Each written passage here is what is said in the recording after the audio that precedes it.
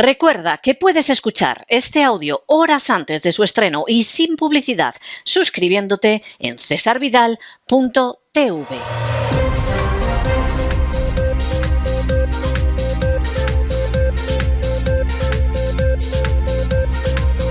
Las noticias del día.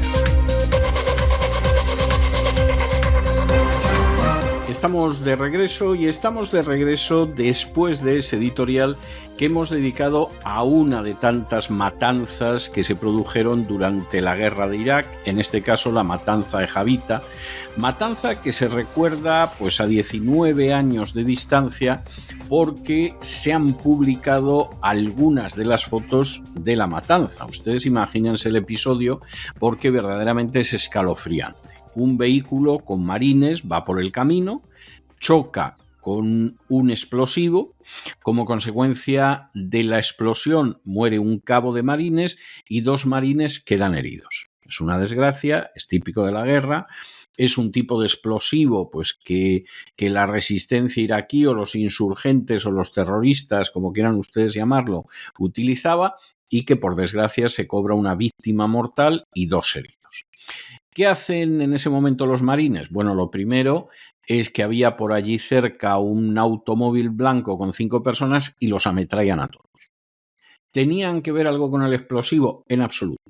Pero habían decidido que iban a matar gente porque estaban lógicamente compungidos por la muerte de un cabo y porque 2 soldados estaban heridos. A continuación van hacia un lugar donde hay viviendas, entran en las viviendas a la fuerza y matan a todas las personas que había en esas viviendas, 20 y tantas personas, de las cuales la más pequeña era una niña de cortísima edad y el más mayor era un anciano de 76 años.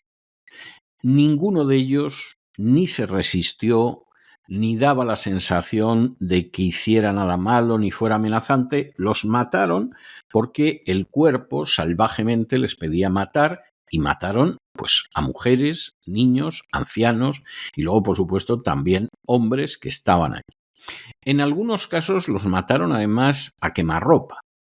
Es decir, se ve que al pobre lo pusieron de rodillas o lo tumbaron y le descerrajaron un tiro en la cabeza. En otros casos no había tanto, por ejemplo, no tan cerca, porque era, por ejemplo, el caso de alguna madre que intentó salvar a los niños, cosa absolutamente natural en las hembras de cualquier especie, sin excluir a la humana. Bueno, pues mataron a la madre y mataron a los niños. Esto es un crimen de guerra. A mucha gente le recordó la matanza de My Lai en Vietnam. Y finalmente, de todos los marines que ejecutaron estas muertes, solamente se imputa a 4. De esos, solo a uno, a todos se les descargan los cargos, solo a uno finalmente se le culpa, pero se llega a un acuerdo que significó que no pasó ni siquiera un día en prisión. No está mal para asesinar a 20 y tantos civiles indefensos. Lo terrible del asunto ya no solo es esta brutalidad, la guerra es terrible como tal. Que de pronto haya gente a uno y otro lado de la trinchera que tiene como objetivo matar al otro, ya es terrible desde una perspectiva humana. Pero claro, cuando a la guerra se le añade el crimen, y además las víctimas de ese crimen pues son prisioneros que no se pueden defender o son civiles que todavía se pueden defender menos, pues ahí aparece la brutalidad de la guerra. Es verdad que volarle la cabeza a una niña de 5 años evidentemente sobrecoge y además hay poca distancia, pero no es necesariamente peor, seguramente es que no es peor que aquel piloto que desde lo alto de su avión se dedica a bombardear hospitales, se dedica a bombardear escuelas, se dedica a bombardear edificios civiles de viviendas, donde lo que mueren son civiles, y entonces la excusa es que a lo mejor había algún terrorista por ahí en medio. Excusa que es falsa, porque además se suele utilizar en estos momentos. Israel desde hace casi un año está utilizando el plan que se llama el Evangelio, blasfemamente, para atacar a la población palestina en Gaza, plan que lo que pretende es que muera tanta gente que al final se subleven contra Hamás. Al menos en teoría esa es la justificación. En el caso de la guerra de Irak, como en el caso de Gaza, como en el caso de tantas otras, además a todo este derramamiento de sangre criminal e injusto se suma la falsedad de los motivos de la guerra. Por supuesto, hay que dar un motivo de la guerra medianamente aceptable, medianamente plausible, porque claro, te vas a poner a matar en masa a unos pobres desgraciados que no han hecho nada y por lo tanto tienes que dar un motivo que sea convincente y muchas veces convence. Quien se dirige a ustedes se creyó a pies juntillas en su día que efectivamente en Irak había armas de destrucción masiva. Estaba convencido. Cuando se produjo la invasión y las armas de destrucción masiva no aparecían, pues realmente la idea que tendría es que acabarían apareciendo. O sea, de momento no aparecen porque están escondidas, pero acabarán apareciendo. Las tendrían escondidas, ocultas, y acabarán apareciendo. Cuando vio que no aparecían, sintió verdaderamente el inmenso malestar, no ya de que lo hubieran engañado, que eso siempre es triste, sino de que además ese engaño fuera para cubrir fines de la guerra inconfesables. Y cuando ya, siendo un exiliado aquí en Estados Unidos, un día hablando con un viejísimo y veteranísimo miembro del Partido Republicano, un hombre que debía ser a esas alturas, debía ser nonagenario, o andar muy cerca de ser nonagenario. Yo creo que ya era nonagenario. De pronto esta persona le dijo, no, mire, doctor Vidal, no se engañe. No se engañe. Nunca fuimos a por las armas de destrucción masiva. Nunca. Nosotros sabíamos de sobra que íbamos a por dos cosas. A por el petróleo y a librar una batalla que Israel quería librar, pero que claro, no podía hacerlo. Y entonces nosotros fuimos a hacer ese trabajo sucio. Lo del petróleo ya se ha visto que fue una estupidez. Porque petróleo Estados Unidos produce de sobra para cubrir sus necesidades domésticas y hasta para exportar. No había ninguna necesidad de ir a Irak. ¿Y lo de Israel? ¿Usted cree, doctor Vidal, que Israel ahora mismo es un país más seguro, que tiene menos enemigos alrededor, que aquella es una zona pacificada? Porque yo creo que la situación es mucho peor. Y efectivamente no se equivocaba. Y personas como quien ahora se dirige a ustedes, pues evidentemente se hace el firme propósito de que no lo vuelvan a engañar otra vez para un crimen masivo contra la humanidad como es ese tipo de guerras que arrancan fundamentalmente de intereses inconfesables. Intereses tan inconfesables que, claro, lógicamente tienen que ocultar que les importa un pito la muerte de centenares, de miles de seres humanos, de millones de seres humanos, porque los ven como inferiores y como exterminables y como prescindibles. Es más, si todos desaparecieran en un gigantesco genocidio, aplaudirían hasta con las orejas, porque ese sería una buena solución para lo que ellos quieren a la hora de alcanzar sus objetivos. Y de eso hablábamos hoy, recordando cómo, hace apenas unos días se publicaron esas fotos de la matanza de Haditha aquí en Estados Unidos. Por cierto, en los grandes medios han procurado que no salieran por ningún sitio, no sea que la gente ate cabos y se dé cuenta de que ahora mismo no solamente se está apoyando un genocidio, sino que además se están dando pasos para otras nuevas guerras y entonces se acuerdan lo mismo de Afganistán y de Irak y de todas estas cosas si no consigues convencer a la gente. En fin, de esto hablábamos en el editorial y nos vamos ya a nuestro boletín de noticias y como siempre empezamos por España. La primera noticia es una de estas verdaderamente dolorosísimas. En Canarias siguen sin recibir las ayudas por un fenómeno, por una catástrofe que se produjo ya pues hace años. Por allí aparecieron los reyes, por ahí apareció el presidente del gobierno, teóricamente iban a tener ayudas, no las han recibido. Pero el gobierno canario ha aprobado un incremento de más de 24 millones de euros para la atención de menores extranjeros ilegales, los que se denomina MENAS. Esto no es ninguna tontería, porque significa que cada mena va a significar unos 50.000 euros de gasto público. De manera que es tremendo. En Canarias hubo gente que se quedó sin un techo y sigue sin tener un techo, y son españoles y durante toda su vida habrán cotizado y habrán pagado impuestos en mayor o menor medida, pero no tienen derecho a nada. Solo algunas palabras, a decirles que no os olvidamos, a recordarles que la solidaridad de todas las comunidades autónomas se va a manifestar, en fin, todo este tipo de palabrería huera, hueca y barata.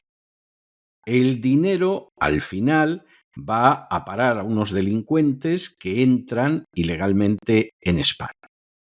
Y se da la circunstancia de que es así por la sencillísima razón de que toda esta gente al final acaba integrada en organismos intermedios que son, pero vamos, realmente muy lucrativos. Ustedes imagínense lo que es recibir 50.000 euros por mena. O sea, la cantidad de dinero que significa esto. Es que es algo impresionante. Y por supuesto es dinero del contribuyente que no puede esperar nada para él, pero todo sea para aquellos que acogen a los menas. Luego, las poblaciones donde hay un centro de acogida de menas están aterrorizadas, pero ¿qué le importa eso a los políticos y a las furcias mediáticas si ellos suelen vivir en urbanizaciones tranquilas, protegidas, donde no van a llegar los menas? No les importa nada. Pero claro, aquí hay otra cuestión que es de enorme relevancia y que hay gente que todavía no se da cuenta. Es que a los políticos no les importamos un comino. Ellos están a lo suyo, a robarnos lo más posible, a convertirnos en ovejas que se dejan esquilar. Y bueno, ocasionalmente, si hay alguien que levanta la voz, a matarlo, a arruinarlo, a conseguir su destrucción reputacional o que se vaya del país. Y esa es la tristísima realidad. Y en fin, la gente que todavía no se ha enterado, sería bueno que se fueran ya enterando.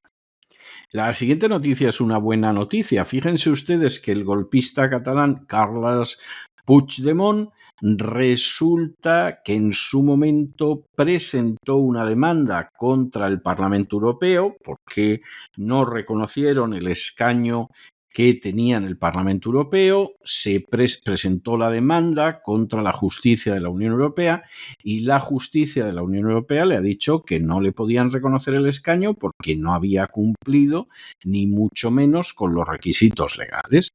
Entre otros, pues tendría que haber ido previamente a Madrid para acatar la Constitución. Claro, como iba a ir Puigdemont, que es un golpista que sigue en busca y captura, entre otras cosas, por un presunto delito de terrorismo. Y lo que sucede, pues es que le han dicho, miren, no, en absoluto esto no puede ser, pretende usted algo que es ilegal y va a tener que pagar sus costas y las del Parlamento Europeo en el conjunto de este proceso, lo cual es verdaderamente bochornoso, pero esa es la situación que hay, no hay más vuelta de hoja. Vamos a ver, porque Puigdemont lo mismo quiere seguir adelante. Hay gente que sabe que va contra derecho y se ponen más cabezones, ¿no? Es decir, por ejemplo, hay una audiencia, y a la audiencia el Departamento de Justicia de Estados Unidos le dice que Verden las han segado y que lo que pretende es ilegal y que no siga por ahí, y la audiencia todavía se encorajina más, con las pezuñas rasca el suelo y está viendo a ver cómo le mete el cuerno a alguien. Hay gente así. Lo lamentable es cuando es gente que se supone que tiene una formación jurídica o que forma parte de la Administración de Justicia y lo único que hace es el ridículo total y absoluto. Y claro, crear también una visión de lo que es la Administración de Justicia en España, pues realmente penosa. Y nos vamos a Hispanoamérica y nos detenemos en Argentina, donde los seguidores de Javier Milei están en las últimas horas contentísimos por su discurso sobre lo que va a ser la nueva agenda que sustituye a la Agenda 2030. Y yo, sinceramente, no sé si es que la gente está muy necesitada de creer en algo, en alguien, o no se lee las noticias, o no se entera de lo que pasa, o todo junto. Porque el discurso de Milei tiene pedazos que están bien, pero luego no votaron en contra. Argentina no votó en contra. O sea, fue Milei, dio una lección en plan lección magistral más o menos aceptable, pero luego no votó en contra.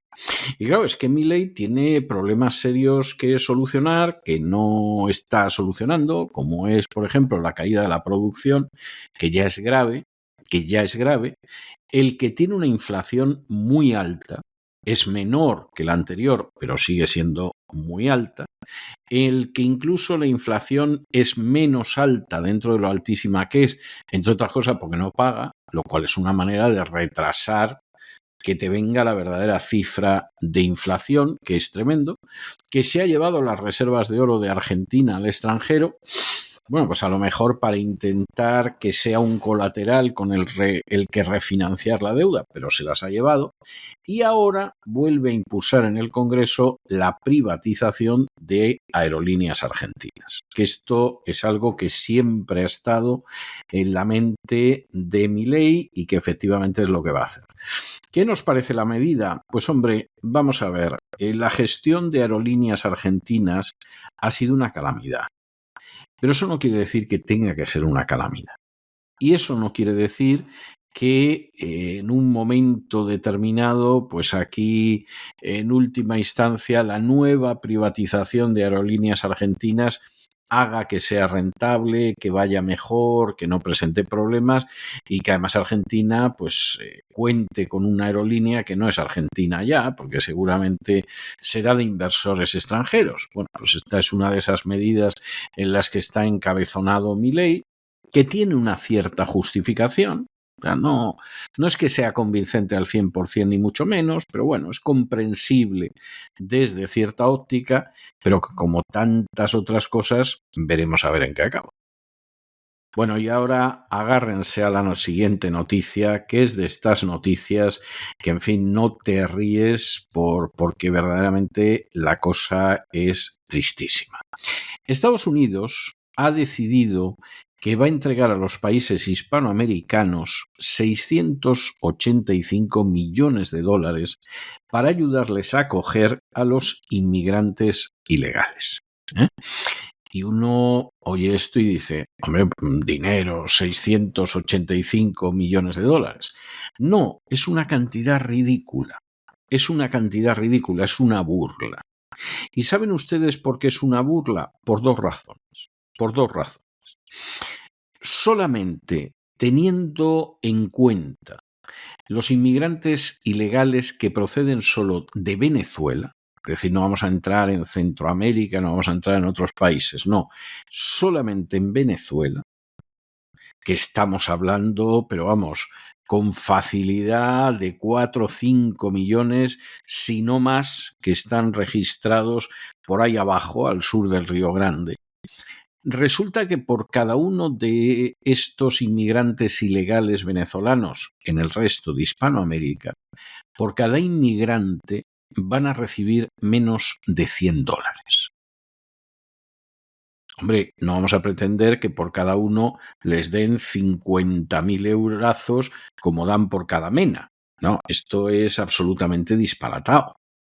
Pero ustedes me dirán qué van a hacer con esa cantidad para reasentar a millones de inmigrantes.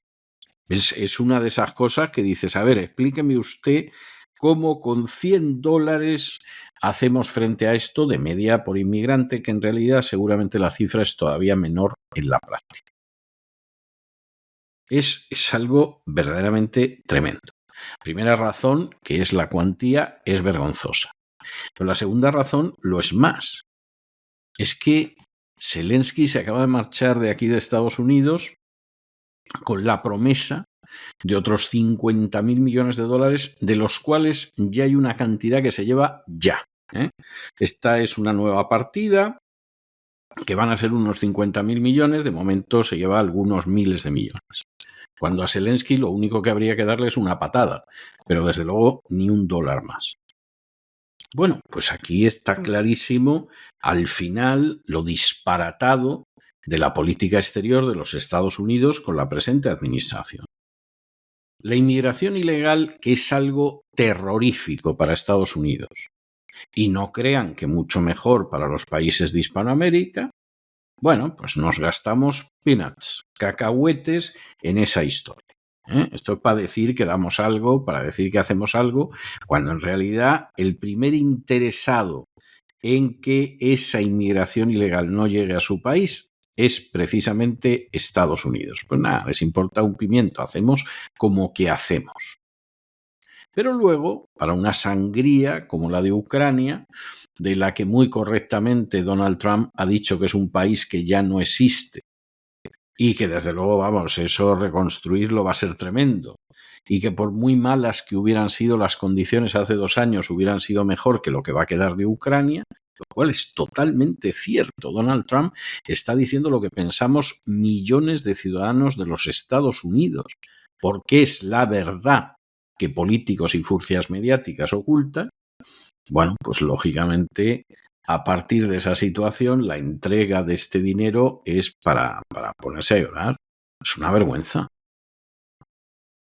Nos vamos a internacional, donde efectivamente Zelensky se va a llevar otra vez un auténtico caudal de millones de dólares, que bueno, la primera entreguilla que se ha anunciado este jueves, así de entrada y solo en cuestión militar, pues son 8.000 millones de dólares. Nada, una tontería, vamos, o sea, es algo impresionante. La entrega parcial de dinero que se le va a hacer a Zelensky para una guerra que tiene perdida y que no va a ganar en la vida es más de 10 veces lo que Estados Unidos va a entregar a los países de Hispanoamérica para que intenten enfrentarse con la inmigración ilegal. Se dice pronto, y se dice dónde están los intereses de la administración Biden. También es verdad que no hay ninguna constancia de que la familia Biden ganara dinero al sur del Río Grande y en Ucrania,